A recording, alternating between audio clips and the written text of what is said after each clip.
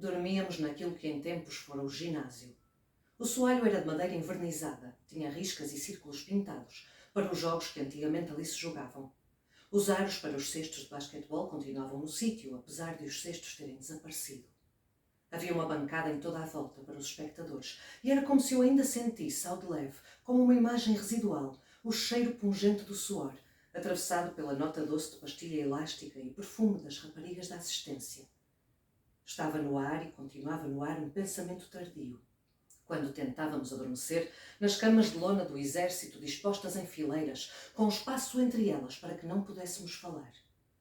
Tínhamos lençóis de flanela como as crianças e cobertores do exército, dos velhos, que ainda diziam "é o A".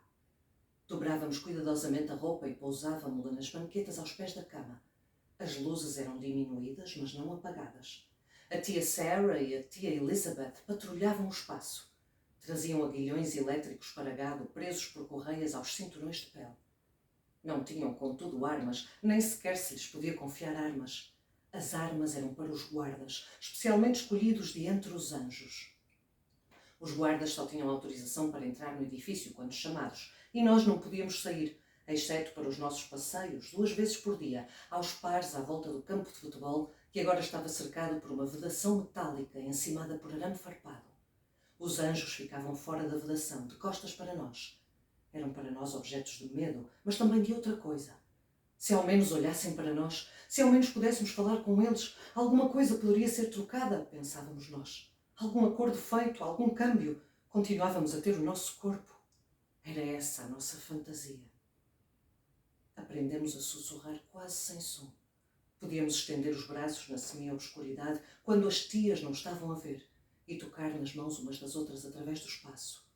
Aprendemos a ler os lábios, com as cabeças pousadas na cama, viradas de lado, a olhar para a boca umas das outras. Era desta maneira que trocávamos nomes de uma cama para a outra. Alma, Janine, Dolores, Moira, June.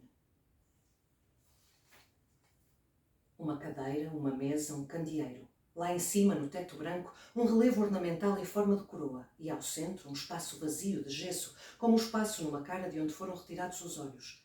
Deve ter havido um lustre em tempos. Tinham retirado tudo a que se pudesse prender uma corda. Uma janela, 2 cortinas brancas. Por baixo da janela, um peitoril com uma almofada pequena. Quando a janela está entreaberta, só abre até certo ponto, o ar pode entrar e agitar as cortinas. Posso sentar-me na cadeira ou no peitoril da janela, de mãos entrelaçadas a observar. Há um tapete no chão, oval de trapos entrançados. É o tipo de toque de que eles gostam. Arte popular, arcaica, feita por mulheres nos tempos livres, recorrendo a coisas que já não têm outra utilidade. Um regresso aos valores tradicionais. Na parede por cima da cadeira um quadro, com moldura mas sem vidro. Uma impressão de flores, lírios azuis, aguarela. As flores continuam a ser permitidas. Pergunto-me se todas nós teremos a mesma tela, a mesma cadeira, as mesmas cortinas brancas. Material do Estado? Vejam por este prisma, é como se estivessem no exército, dizia a tia Lídia. Uma cama de solteira, um colchão não muito duro, coberto por uma colcha branca com relevos. Nada acontece na cama para além de dormir ou não dormir.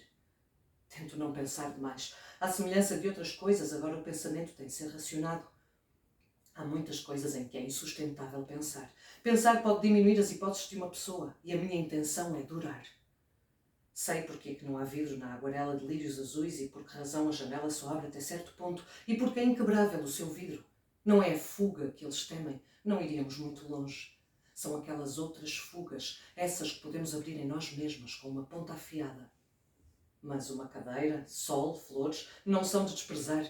Estou viva, vivo, respiro. Ponho a mão de fora, aberta ao sol. O sítio onde me encontro não é uma prisão, mas um privilégio, como dizia a tia Lídia. O sino que mede o tempo está a tocar. Aqui o tempo é medido por sinos, como outrora sucedia nos conventos. Levanto-me da cadeira, estico os pés para o sol, dentro dos seus sapatos vermelhos, de saltos rasos, para poupar a coluna e não para dançar. As luvas vermelhas estão em cima da cama. Pego-lhes e calço-as, dedo a dedo. Tudo, à exceção das águas que me ladeiam o rosto, é vermelho, da cor do sangue que nos define. A saia pelo tornozelo, com roda, presa a um corpete direito que se alonga sobre o peito. As mangas são largas. As abas brancas também são um elemento prescrito. servem para nos impedir de ver, mas também de sermos vistas. Pego no cesto das compras, pouso no braço. Saio para o corredor encerado que tem uma passadeira estendida ao comprido, de um rosa velho. Como um trilho na floresta, como uma carpete para a realeza, indica-me o caminho. O tapete dobra-se e desce as escadas da frente e eu acompanho. É da época vitoriana tardia a casa, uma casa de família, feita para uma família grande e abastada. Existe um relógio de pé no corredor e depois a porta para a maternal sala de estar da frente, uma sala de estar onde nunca me sento, onde fico apenas de pé ou de joelhos. Mantém-se ali um espelho na parede do corredor. Se virar a cabeça, de modo que as abas brancas que me emolduram o rosto orientem a minha visão para ele, consigo vê-lo enquanto desço as escadas, redondo, convexo, como um olho de peixe, e eu nele como uma sombra distorcida, uma paródia de alguma coisa, uma figura de conto de fadas com um capuz vermelho, uma irmã imersa em sangue. Ao fundo das escadas há uma chapeleira de pé alto, das de madeira curvada. Contém vários chapéus de chuva, preto para o comandante, azul para a esposa do comandante e aquele que me é destinado a mim, vermelho. Deixo o chapéu vermelho onde está, porque sei pela janela que o dia está soalheiro. Atravesso o corredor e entro na cozinha. Está lá a Rita, de pé junto da mesa. Está com o seu habitual vestido de Marta, que era um verde pálido, como a bata de um cirurgião de tempos passados.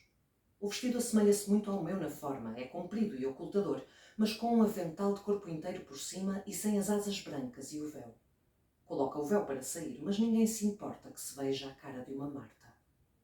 Tem as mangas arregaçadas até ao cotovelo, revelando os braços castanhos. Está a fazer pão, a atirar as bolas para o breve amassar final e depois lhes dar forma. Rita vê-me e acena. É difícil dizer se para me saudar ou simplesmente como reconhecimento da minha presença. Limpa as mãos enfarinhadas ao avental e vasculha a gaveta da cozinha à procura do bloco das senhas. De sobrolho carregado, destaca 3 senhas e entrega-mas. O seu rosto podia ser simpático se sorrisse, mas o sobrolho carregado não é uma coisa pessoal.